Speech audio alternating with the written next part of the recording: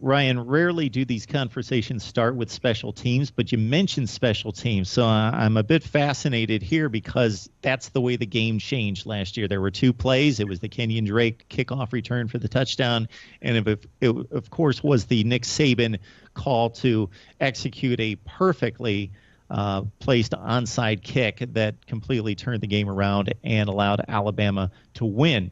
Your special teams were a concern even going into that game. I know we had the conversations. You had the metrics lined up in regards to the special teams play for Clemson in 2015.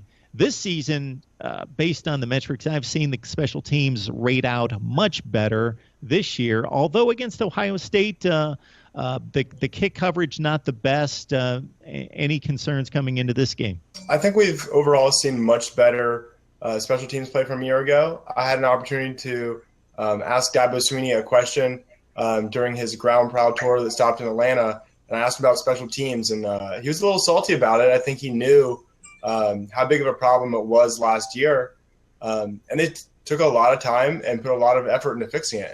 And in general, the kick return defense has been much improved. Ohio State did have one long return, and Van Smith was the last guy back, barely stopped a kickoff return for touchdown.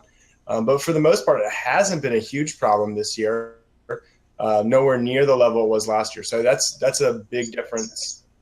The punting for a lot of the year has been the bigger issue with the special teams. And then in the last game, we saw an interesting tweak. Andy Teasdall was punting rugby style, and he did it great. So we'll see if that continues against Alabama.